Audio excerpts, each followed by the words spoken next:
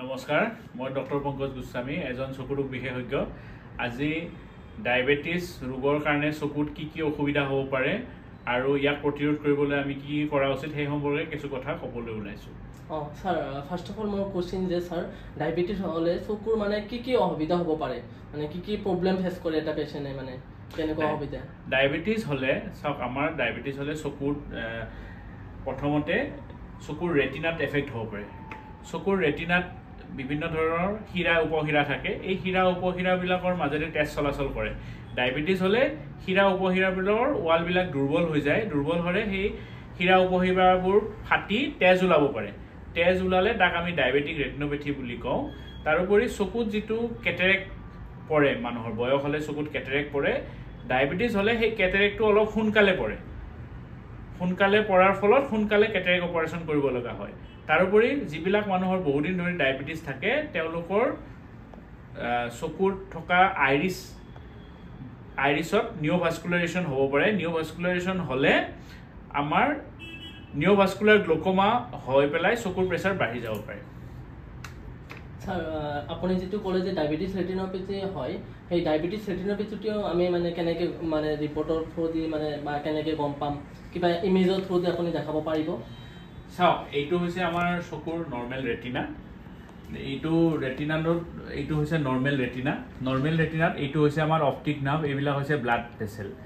এই ব্লাড ভেসেলৰ মাজেৰে ব্লাড চলাচল কৰে এতিয়া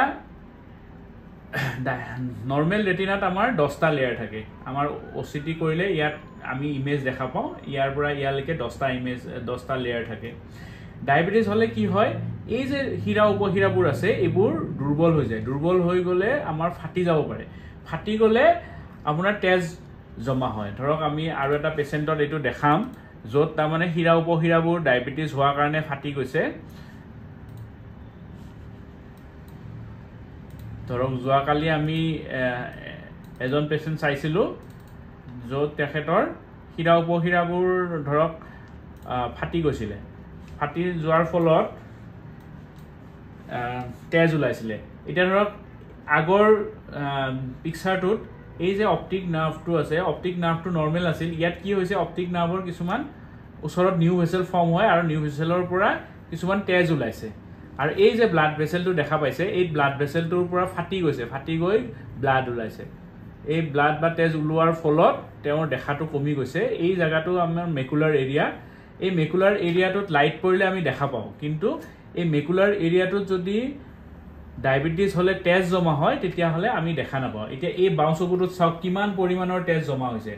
এই ৰোগীগৰাকীৰ বহুদিন ধৰি ডায়াবেটিস হৈ আছিল আৰু তেওঁ সুগাৰটো ভালকৈ কন্ট্ৰোল কৰা নাছিল সেই কাৰণে তেওঁৰ চকুত এনেকৈ ব্লাড জমা হৈছে এটো একেবাৰে এডভান্স ষ্টেজ আৰু ইয়াত আমি ট্ৰিটমেন্ট কৰিলেও মানে আগৰ নিচিনা দৃষ্টিশক্তি ঘূৰাই আনিবলৈ অলপ কঠিন হয়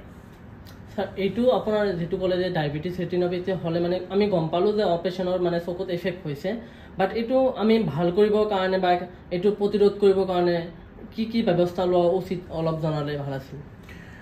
ডায়াবেটিক ৰেটিনোপেথী প্ৰথম কথাটো হ'ল যে ডায়াবেটিক ৰেটিনোপেথী কিহৰ কাৰণে হয় আমাৰ ডায়াবেটিস যদি বহুদিন ধৰি থাকে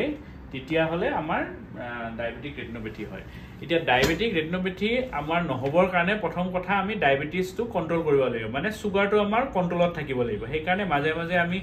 সুগাৰটো টেষ্ট কৰি থাকিব লাগিব ডায়াবেটিসৰ ডক্টৰক দেখুৱাব লাগিব যদি ঔষধ দিয়ে সেইমতে ঔষধ ঠিকমতে খাব লাগিব বা ইনসুলিন দিলে ইনসুলিন ল'ব লাগিব